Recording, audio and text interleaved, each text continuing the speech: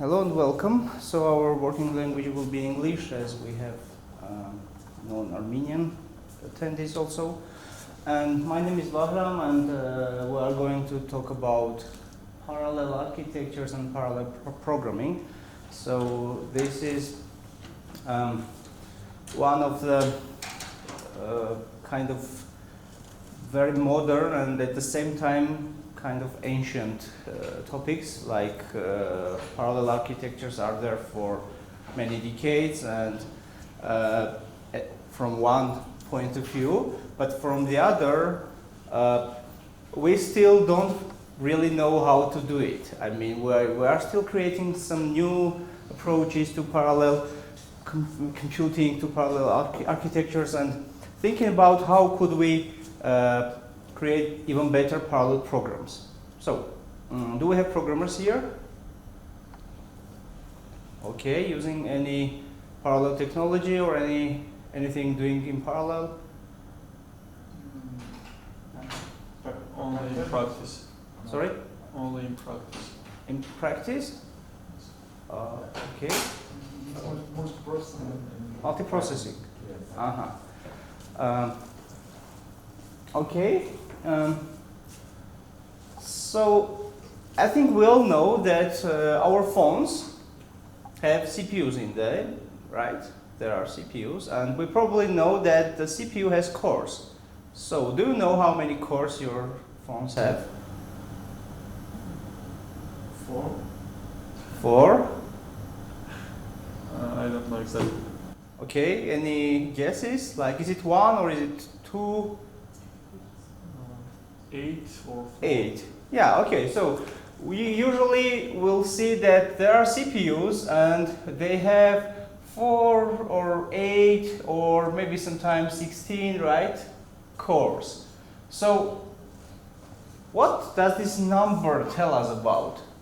It's kind of part of the CPU which really, well, in ancient days, a single CPU was just one core. So we can think a multi-core CPU as of something, some integrated, complex multi-CPU CPU, right? Each core is a separate CPU. In fact, they do the same. They do whatever the old CPUs were doing alone, like is the same, but we have many of them. So if we try to visualize, let's say if this is my CPU, it's a very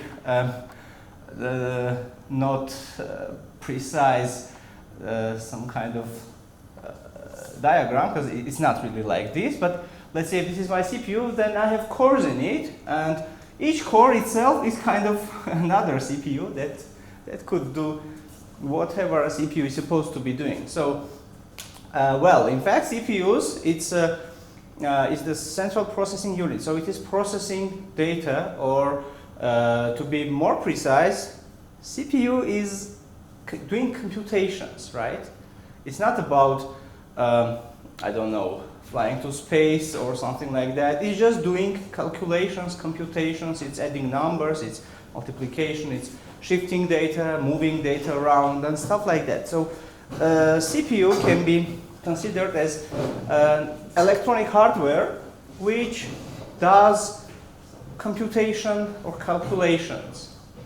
And okay, now we have many of them, and one would just suppose that if I have many cores, then probably each core would be doing some calculations. So if I have 8 cores, then I can probably hope for now that they could be doing 8 calculations at the same time, right? That would be good. I mean, if we have 8 cores, probably all of them must be doing calculations, and our overall calculation time then would be 8 times less. That's a kind of semi-magical feeling that some magic would happen there and I would get that done. I mean, let's say if I have a calculation, I want to calculate this sum for some particular n. I have an array of data and I want to get the sum, so that would be great if 8 cores would cooperate somehow and make it happen 8 times faster, right? I have many numbers to add. They could be separated between different cores and could be calculated somewhat simultaneously. But it turns out that no magic happens. So there are many cores, but if you write a program like on C, say something like for I equals to 0, blah, blah, blah, and I want to add everything to some sum, right? Like this. This is not going to happen any kind of in parallel. So it is just a sequential code, and it is going to consume just one of your cores and will be just implemented sequentially. You see? That's how the world is now. I mean, we have many cores, but we have languages that are kind of sequential. So we cannot magically consume our rest of our cores. We can some kind of bring an analogy. Let's say we have many desks here, but as far as there is no enough people, the desks are useless, right? They are empty. I mean, no use of empty desk and no use of CPU or a core if it's idle. So, from one side, we know that kind of parallel architectures are there, but on the other side, parallel programming is not there, or it's not always there. Let's say when at Intel, there is a brainstorming session to come up with ideas for the next generation of CPU, a team is sitting and discussing, and if someone suggests, let's add more cores, then probably he will be thrown out from the window because no one needs more cores because the cores are not being used really. Have you ever seen your CPU being completely busy, all the cores busy? Have you seen that? Have you ever experienced? No? Never? I mean, it is so strange, right? So why would my CPU be busy? I mean, then why do you have these cores? Why do you have 8 cores if only one of them is usually being used on 20% like something, right? Usually one core and about 20-30% of utilization. So why do we need so many cores? Anyway, we don't need them. Most of the time the cores are just being idle. They are doing no operations for many, many cycles. Okay, in the old days, CPUs were kind of one piece of hardware, a circuit, which was connected to some other hardware, which we usually call memory. And this is a bus. Let's say it's a memory bus which connects the CPU and the memory. So this architecture is called von Neumann architecture. It comes from the very beginning of modern computation era, like from the 40s of the 20th century. And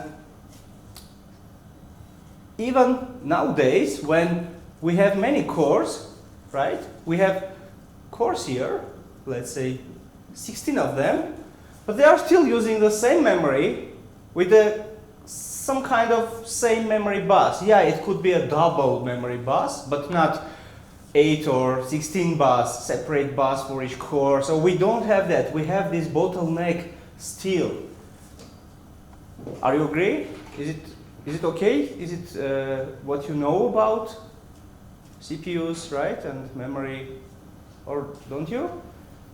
Okay, then just trust me. So this is what is happening, and in reality we have many cores which cooperate with memory using this tiny bus, and that bus is not enough. I mean, if all your cores start requesting something from the memory, it turns out that they are just making a queue of requests, and the requests are being processed one after another, because the bus is just one bus, one wire, some kind of, right? And that wire is busy, so you need to wait, and if it's free, then you can, it can process your request. And at the same time, let's also have a look from the memory's point of view. So memory, nowadays, it can be, let's say, a 16 gigabyte memory, right? it's very usual to have 16 gigabytes of DRAM, so it is double dynamic RAM.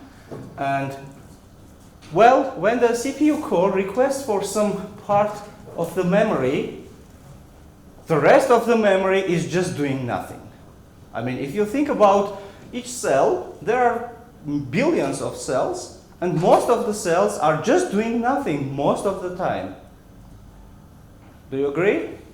I mean, they are not doing anything from the computational perspective. Yeah, they are consuming energy, and they are just trying to store the value, not to corrupt the value, right? Something like that. They are just doing daily routine to keep everything working, but they are not involved in the computation. So the computation is happening only on this area where my array is sitting. Okay?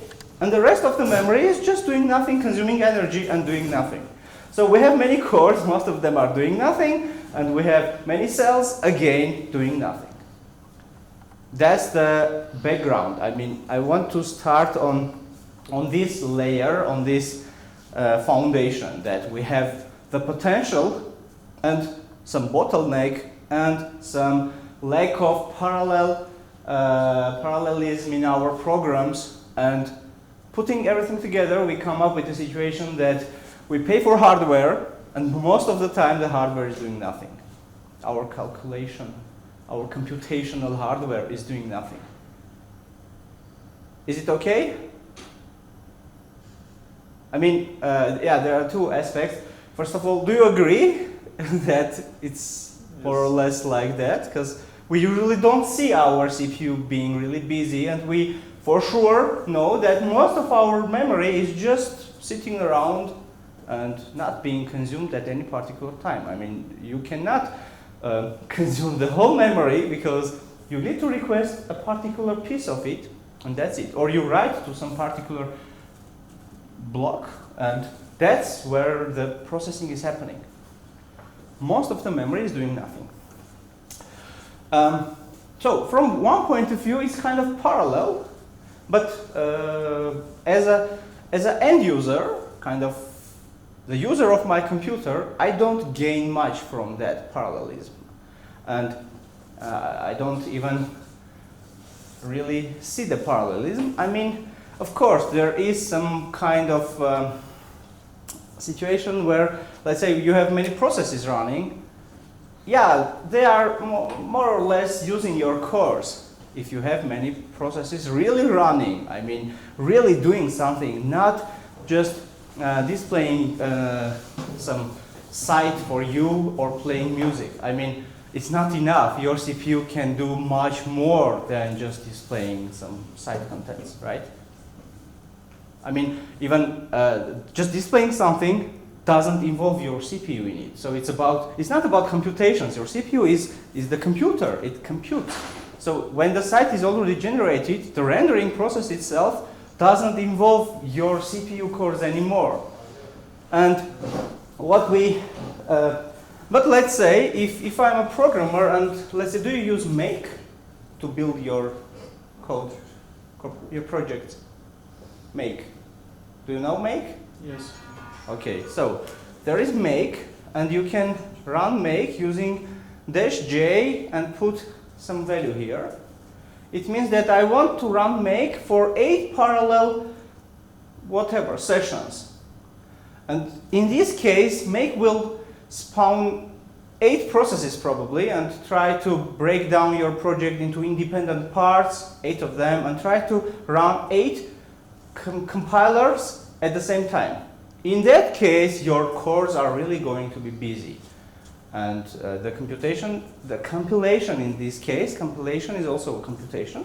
So it is going to consume your cores, consume your memory, your hard disk, and during that build process, if your project is big enough, you will see that all your cores are really busy, and the overall temperature will grow, the cooler will start run faster to cool down the CPU. So you will really experience the parallel program. And parallel programs really use all your computational power, of your device. but not the whole memory again, right? The memory probably is not going to be consumed, but there's a chance that you will also get a good load on the memory also. You can try, I mean, take a big project like the Linux kernel and just build it in parallel, I mean, with this. You will see that your CPU is completely going to be busy for several hours. That is great. So you pay for it and you want it to run. That's why we buy parallel hardware, let's call it that way. Okay, so parallelism means that several computational processes are happening at the same time on the hardware. Now, let's see how could that be done, or how is it being done. So, first of all, let's start with a very low level of detailization. We probably, all of us have heard of the instruction set architectures, right? It's the command or instruction set that the CPU supports. So it's a collection of instructions that the CPU understands. Let's call it understands, okay? And there is a language, a machine language, which should contain instructions which the CPU will understand. So it must be written in this particular language for any CPU so that it can be executed. And on this level, there is again the same name. Von Neumann has defined the algorithm for the CPU. You know that algorithm? It is also called loop. Von Neumann's loop. Any guesses?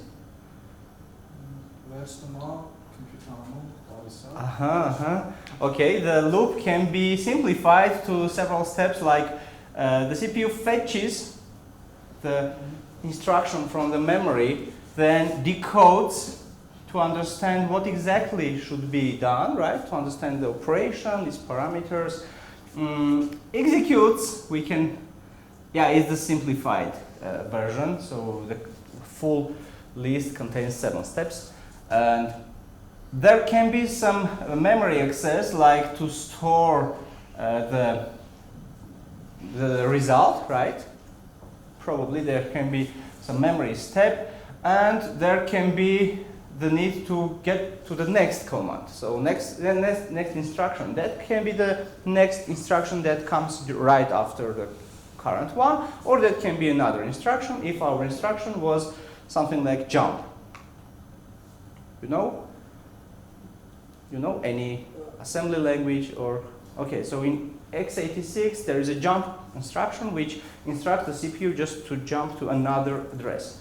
So, and this loop happens in some infinite way. I mean, all the time, each of our cores is doing this loop.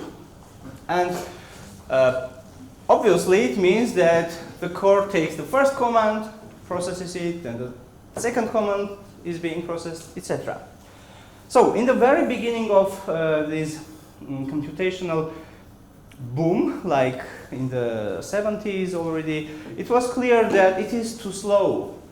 I mean, if I have billions of instructions or thousands of instructions, then the CPU doing one after another is going to spend, I don't know, hours on a simple algorithm. So some companies started thinking about how can we make this loop some kind of work faster, or what can we do with it? It's too sequential. Let's somehow parallelize something. And the idea of pipelines was invented.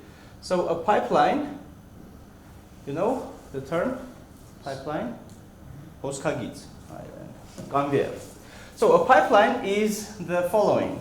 When the CPU takes the first command, fetches it, and then it needs to be decoded, right? At the point when the first command is being decoded, the fetcher is free. Whatever the fetcher is, it is free. So we can bring in the second command, right? Read from memory. And when this command gets to the execution point, this one will be decoded, and the fetcher will again be free, and at this point we can fetch the third command. etc. So if we have 5 steps, we usually have more than 5, I already told you.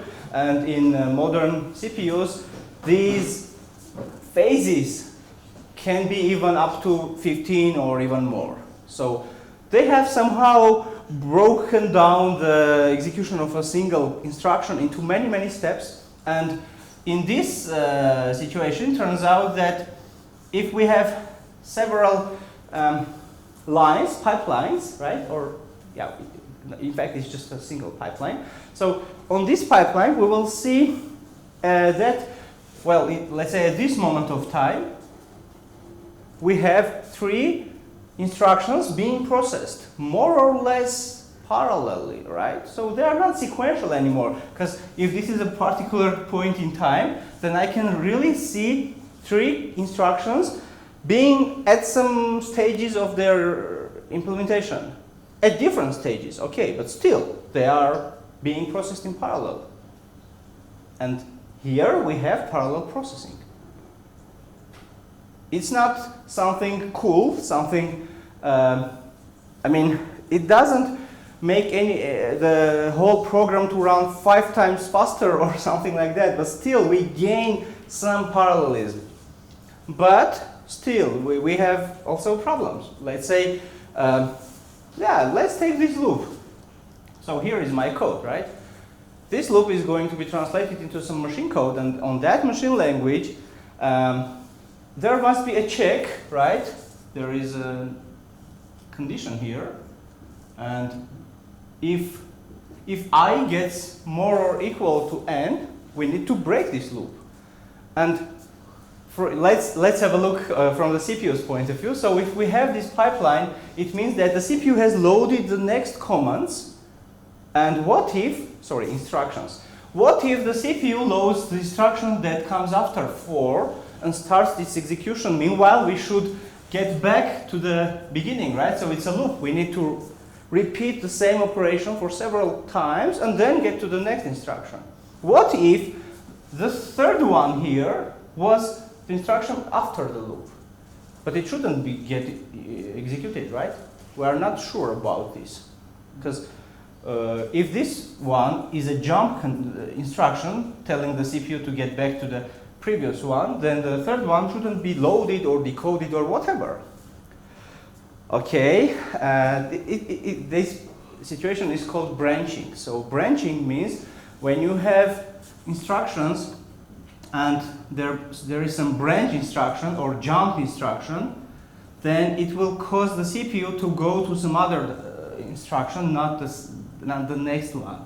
And branching is a problem for the pipeline, because your pipeline is useless in that case if there are possible branches, jumps. So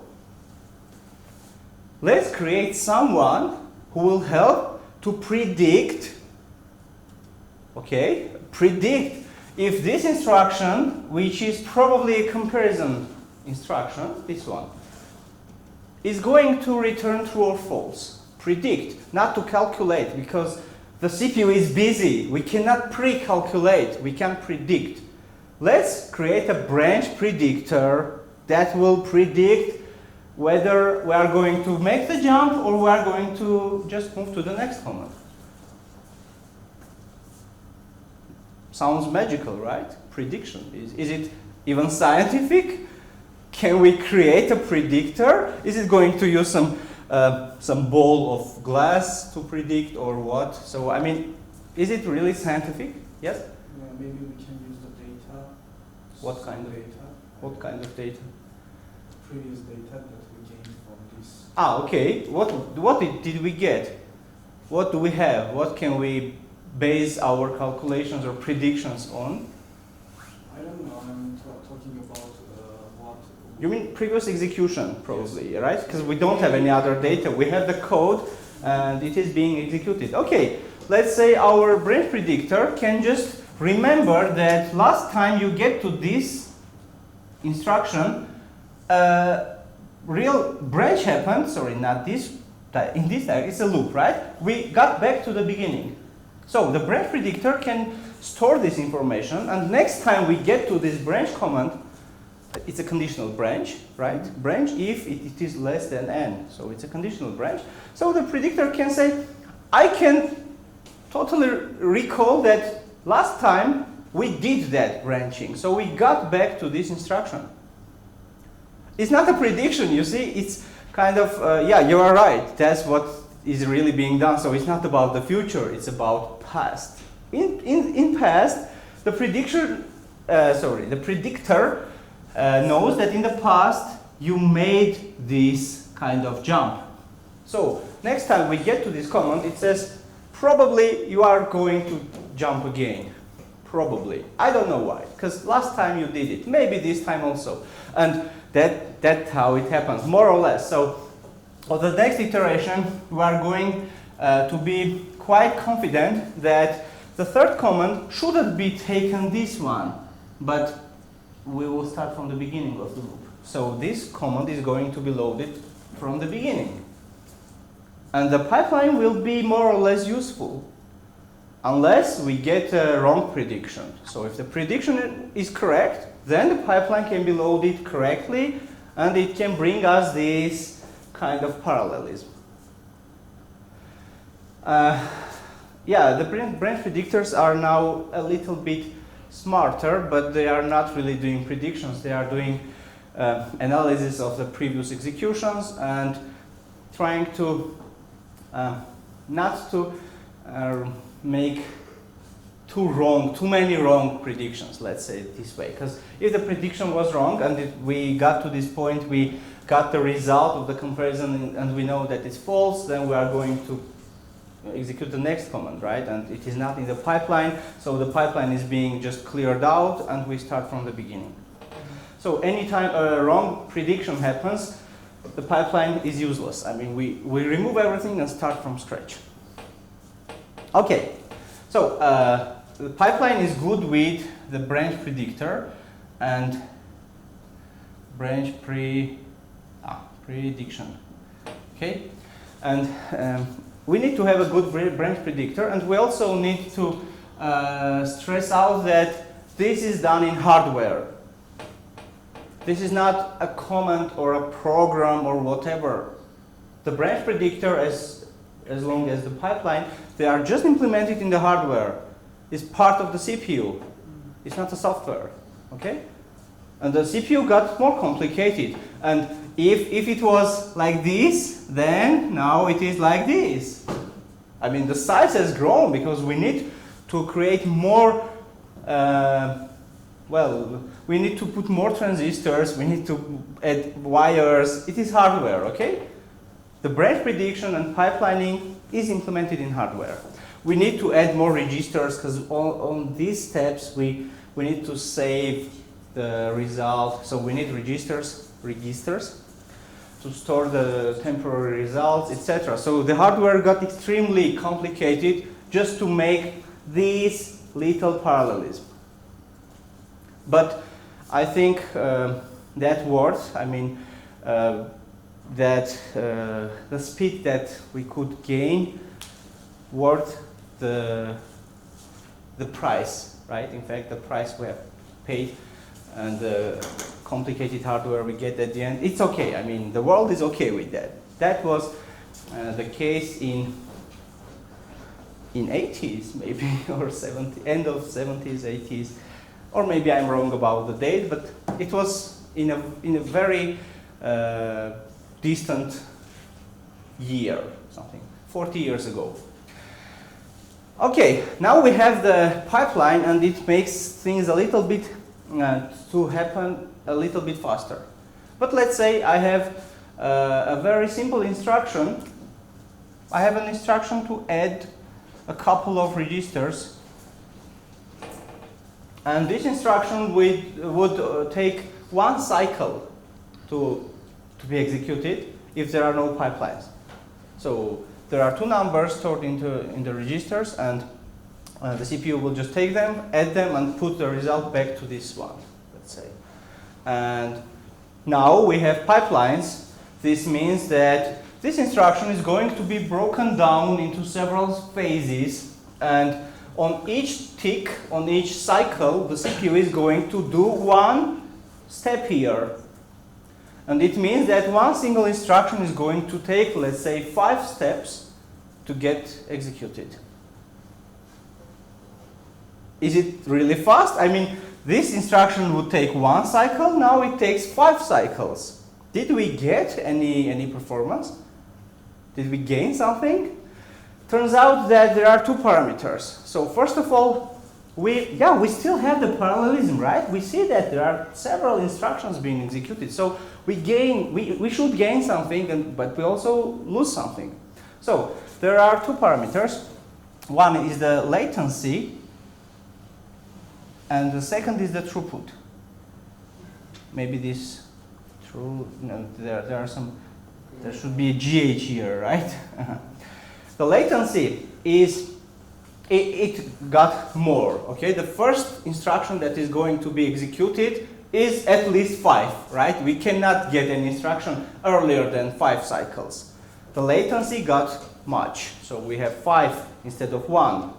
But the throughput is 5, okay? If we have 5 steps, then we have 5 parallel instructions being processed at the same time. And it means that after that latency is done, we are going to get 1 instruction completed per cycle.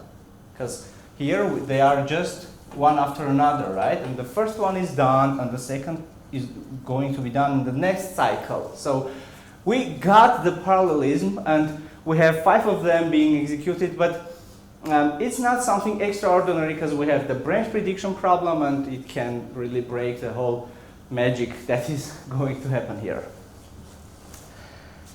So, someone at Intel, I believe, thought that this is cool, and there was a suggestion, what if we create 2 pipelines? Let's put more pipelines into the CPU. And by the way, I think that the approach to have many pipelines was also implemented in Elbrus, you know, the architecture created by Babayan. So in that architecture, it was again a superscalar architecture, meaning that there are several pipelines in the CPU, and it was the idea created by Armenian architect Babayan, Boris Babayan, who is an Intel fellow. Now he works at Intel, but in those days he was the architect of Elbrus, and that architecture was superscalar in those days. So the superscalar architecture means that we have several pipelines. Well, okay, it's not really parallelism. Then, if we have a closer look to the pipeline architecture, we will see that not all the instructions are really simple and fast. So this one was fast because these 2 are registers, and the CPU can deal with registers in 1 cycle. But what if one of these parameters would be a memory address?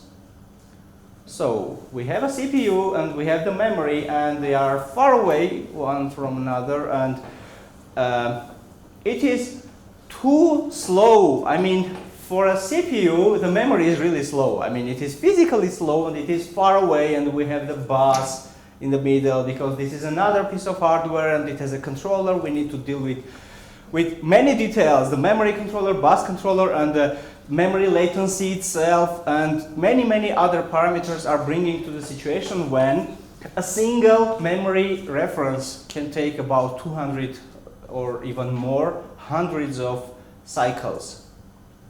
So the CPU asks for some particular data from memory and just waits for 200 cycles.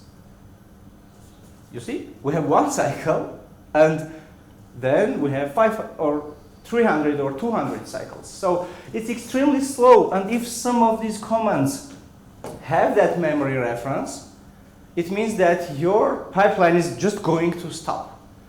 You will hold all the operations waiting for this instruction to get executed.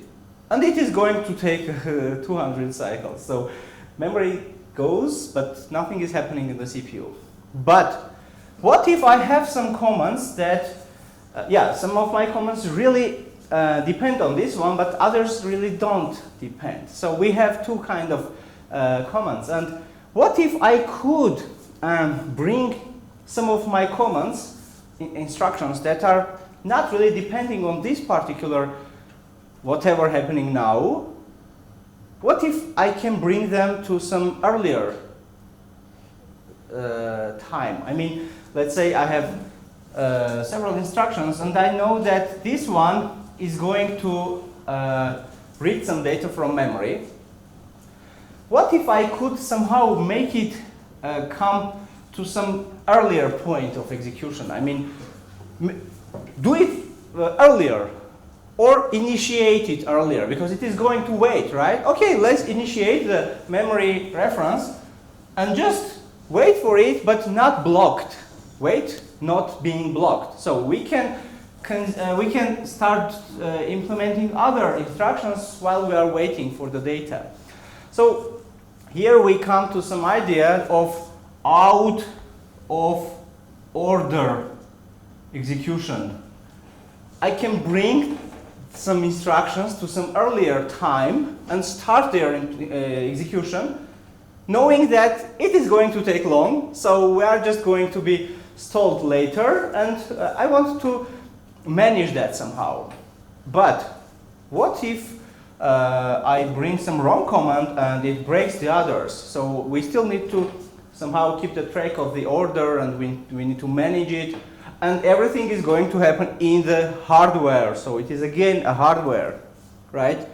We need to have a buffer, a queue, a first in first out kind of construct in the CPU, which is going to hold the instructions that are being analyzed, so that we can bring some of them to some earlier time, but still the results must be fixed in the correct order.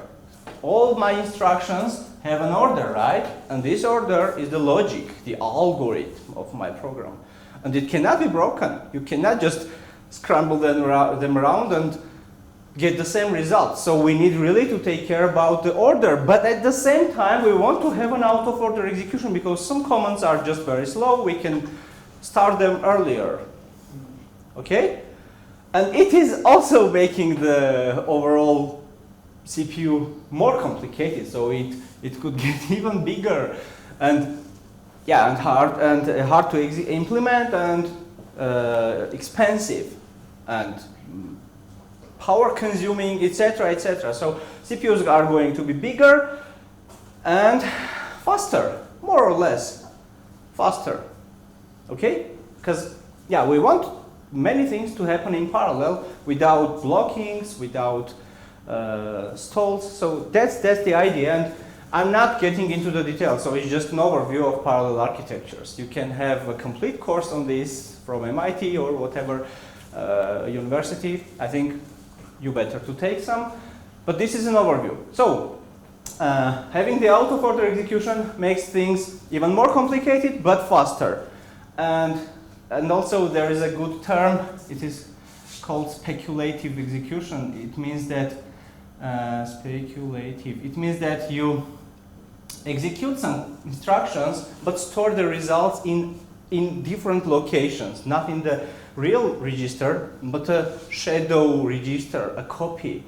And then when the time comes, you will replace the value with the original one. So during this speculative execution, you will get the results in some temporary places, and you need to handle them to bring them to the correct registers when the time comes, when the order of this instruction has come.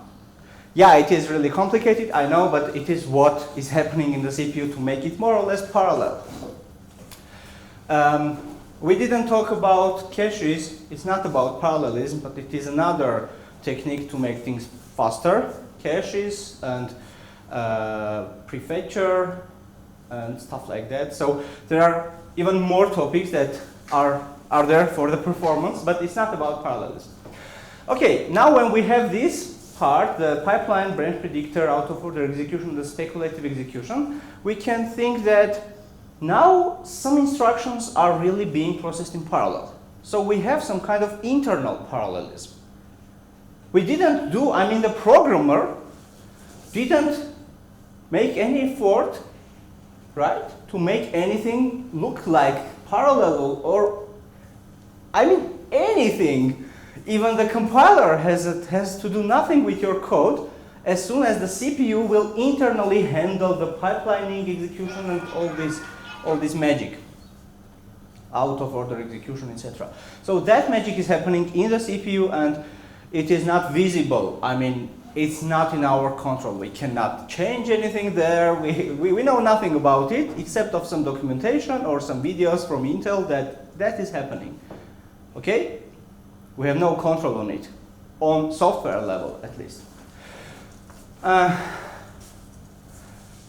Okay, this is more or less what is being now implemented, and each core can be thought as of something very complex, something very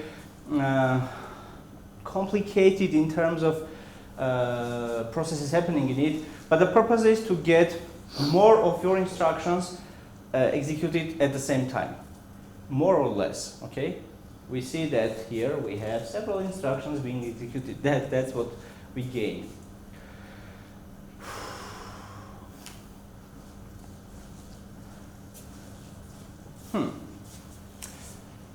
But it's not enough. So when we start creating cores, this magic is not going to work. I mean, everything we have done is inside the core. So if we take two cores, then how can we load both of them with a single program? Okay, this doesn't help. I mean, it is another technique to make things parallel, but it's not about programming, parallel programming. So when we come to the parallel programming, then we will have some higher view of the picture, and we have now cores. Each of the core is very powerful, very power consuming, okay, and it can do some magic in it. So what if we write a program that will affect two cores? How can we make our loop be executed on two cores? And here the operating system comes into the scene, and we know probably about processes, right? And threads, and they are doing some other kind of magic, making our program to run on several cores.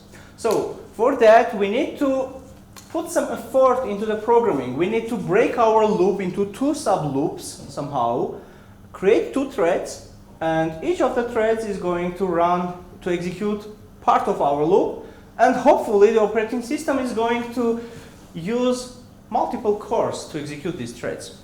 It's just a hope. I mean, it's not in our control anyway. If you create threads, you don't know if they are going to run on the same core or on different cores. Sometimes you have some hints that you can ask the operating system or whatever, but anyway, the CPU could be loaded, right? And in that case, you are going to have one core, and your threads are going to run on the same core sequentially. But if there are two free cores, you can gain the parallelism. So we can split the loop into two parts, I mean n, right? And add the subsums in parallel, and then add two numbers together to get the result.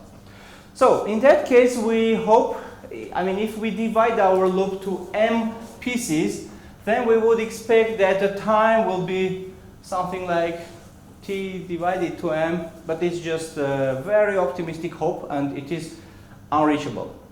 I mean, if the overall time, sequential execution time of the for loop was t, then if we divide it into m threads, we would like to gain this kind of time, right? T divided to m.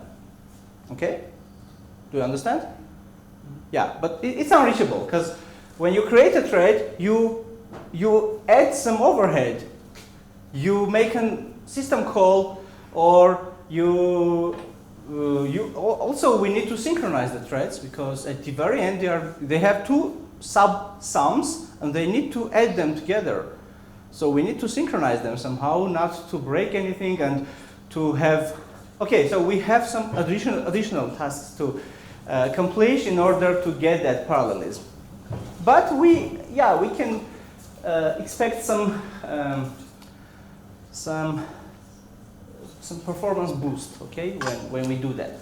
So this is the software part of the process. I mean, we can create threads or processes, and in that case, if there are many cores, it is more or less, it is parallelization, right? In fact, we get some parallel execution then. But nowadays, do you know any field where it is really necessary to do parallel computation, heavy computations? AI. Yeah, AI. AI is doing many computations. I mean, in order to train these networks, neural networks, and even just to run a model or something like that, you need to do calculations. In fact, there are just matrix multiplications, matrix to vector multiplications happening all the time. And unfortunately, CPUs are not good in it. You know why? CPUs historically are good at integers. They are dealing with integer numbers. But the real world is floating point. I mean, usually your matrices are going to have floating point elements. Yes, you have a question? That's why. No, I also schauen, was eine GPU, der was not. Yeah, so the CPU is good with integers, but is not really good with floating point numbers. But in our world, you will see some speed measurement unit. It is called flops. Yeah, we usually write like this, but it is a floating point operations per second. Okay, it's not the plural S, it's the per second. So floating point operations per second is a unit of measurement for computational hardware. Okay, and nowadays we can see exaflops even. Exaflops, petaflops, teraflops, gigaflops. So a conventional laptop would have several gigaflops, I believe, or some high-end one, maybe a teraflops of performance. But supercomputers have exaflops. Exa means 10 in 18th degree. It's an extremely large number. So that's where we operate now. I mean, it's giga to exaflops range, but it's not about CPUs, mostly, but sometimes it is the CPU. So many years ago, there was a cluster in Armenia. It was called ARM cluster, Armenian cluster, and that cluster had, I don't remember the exact numbers, several gigaflops or teraflops of performance. So I don't know the numbers, but you can now buy a very standard conventional video accelerator GPU, which would have even more performance than the whole cluster, Armenian cluster from old days. That is because of the power of the GPUs, because GPU is the graphical processing unit, and GPUs are good at floating point numbers. So they are created as, in fact, they are FPUs, to be really honest. So GPUs deal with floating point numbers, not integers. Okay? And GPUs have cores also. And how many cores do they have? Any number? 16. 16? CPUs also have 16. It's thousands. Yeah, really. GPUs nowadays can have thousands of cores. Let's say it can have from 24 to whatever 2048 cores. Okay? If you pay more, you will get more cores. I mean, it's really about, and sometimes these cores are not really called cores. It is called the computation unit, and it means that it's not a real core from this picture. It's not a CPU core, it's a GPU core. GPU core is a very small and very simple circuit which does floating point computations really good. And you can have many of them in GPU. And now we come to the question, how can I write a program, a for loop, right? We still have this, because it is, I mean, when you multiply two matrices, what do? We calculate the sum of multiplications, right? I mean, it's really something like this. You take Aij and Bjl, right? A double sum or whatever. No, sorry, not double sum. And this will bring us to Cil element of the resulting multiplication, the matrix. So it means that yes, we really need to calculate sums, and that's what we do. I mean, the CPU and the GPU also just does multiplications and additions. So if you have many cores and you have the for loop, you want your for loop to be magically separated between the cores and run in parallel, but still the magic doesn't really happen. And now we need to come up with some better tools, not the C++. The language itself is not enough. And there is a special language. It is called CL, not C++, but CL. So it is more or less the same. I mean, if you switch from C++ to computational, CL means computational language. So CL is almost the same as the C++ is, plus some keywords to control the memory buffers you use or the function parameters. So there are different types of memory: internal, private, shared, etc. So that's what we do with CL. The rest is just C++. Okay, I mean, syntaxes and the semantics is the same. So you write your code on CL, then you write some additional code to manage your program runtime and make it run parallel on cores, on many cores, GPU cores, and it is done in a very easy way. I mean, an infrastructure is being created for that. You can probably read about OpenCL and its implementations, and also the CUDA approach is there by NVIDIA. So these two approaches will help you to write parallel programs in a more or less easy way, not creating threads, but it's more about defining that I want this function. By the way, there's a special term. They are called kernels. I want this kernel to run on these many cores, okay, and the rest is handled by the infrastructure, the platform. So NVIDIA creates its platform, Intel provides its platform, AMD creates its, Apple has its own platform, etc. Okay, there are many platforms provided by the hardware companies, both for the CPU, GPU, and even more. And now we come to the very specialized hardware. So GPU is specialized in graphics, but it's not specialized in matrix multiplications. Okay, GPUs calculate pixel colors and intensity, the light. That's what they are created for. But now we use them for our regular computations. So what if someone creates an even more specialized hardware? Yeah, and someone already has done it, and it is called a TPU. And there is also, okay, there are also NPUs. Have you heard of them? So TPU is the tensor processing unit created by Google. And tensor comes from the TensorFlow library.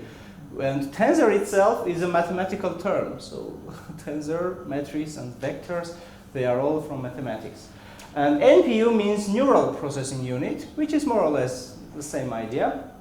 And in general, we can even call them AI engines. You can see that some CPUs have AI cores or AI engines in them. Have you seen any? Have you ever seen any CPU which has AI engines in it? I bet you have, or I hope you have. Okay, or AI cores. If you have a detailed look at Apple's M1 and M2 chips, you will see that they have AI engines in them. Let's say 16 AI cores or AI engines, I don't remember the exact term, and they are NPUs. They are really good at matrix to vector multiplications. And there are even more specialized hardware. They are called DSPs, digital signal processors. It's a processor again, but it's a signal processor. And processing a digital signal, it usually means to do an FFT transformation, fast Fourier transformation, you know? Yeah, it's math, okay. Some mathematical magic is happening there, and you get some more valuable or meaningful information out of audio stream doing an FFT. And doing an FFT usually means to do some multiplications and additions. Let's say DSPs are good in such calculations. A plus B times C plus D. So a DSP can have a special instruction with 4 parameters which will calculate this expression. Because it is a very special expression happening quite often when you are doing FFT or other types of DSP. Okay, so we can have different layers, levels of specialized hardware, and but they are, so the parallelism here is still about having many cores, right? Still no magic happens. You need to do some more, some extra, you need to put some extra effort as a programmer on your code so that your code becomes gains access to these specialized cores and runs in parallel, runs faster, okay? As a programmer, you need to do something. It's not magic. I mean, the operating system cannot handle it, the CPU cannot handle it itself, the compiler cannot handle it, okay? But there are some pieces when the compiler can help us. Let's say all of these types of, let's say CPUs, even CPUs, have the entity of vectorization. You know vector operations. So you can have something like an addition on not 2 single scalar values, but on 2 vectors. It means it will take 2 vectors containing n elements each and do addition between them, resulting into a new vector with n elements, where in fact, if this is C, this is A, and this is B, where Ci is equal to Ai plus Bi. So this is a vector operation. And if the CPU has the power of doing something like this, then I can load a whole vector into register A, another vector into B. Vector means an array, okay? Or C++ vector. I mean, it's not something magical. And I run this addition command, it's vectorized version, and I get a vector in one single whatever cycle. Or if there is a pipeline, then anyway, it's just a single instruction. Okay? We can have 8 elements being added to another 8 elements in a single instruction. And it makes things to run 8 times faster in a single CPU core. I mean, the one core now is vectorized. Now it is like that. I mean, Intel has the vector subset, AVX. ARM has its own vector subset of instruction. It's called ARM Neon, and they are there for many years, and you can make use of it. And there is even more. There are even more specialized and ultra high performance, etc. hardware called advanced computation acceleration platforms. You see the term advanced, it means it's not an ordinary CPU or whatever. Computation, well, acceleration, so platform.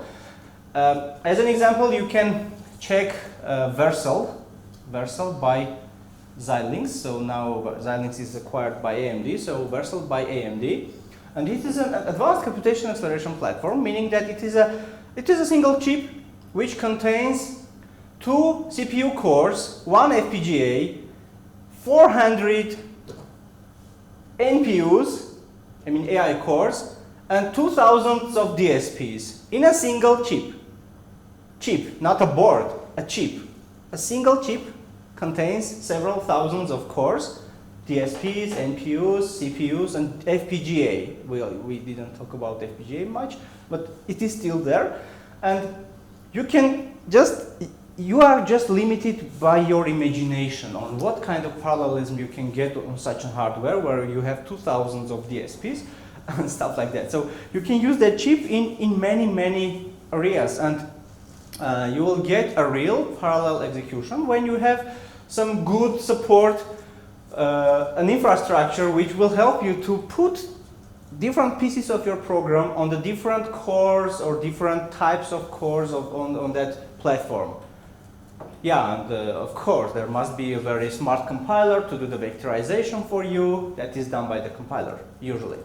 And putting everything together, it turns out that from one side we need these smart and specialized hardware to do better calculations, and on the other side we need some special languages, compilers, operating system support. Let's say there must be the SMP, some symmetric multiprocessing support by the operating system, so that it can manage your threads on different cores.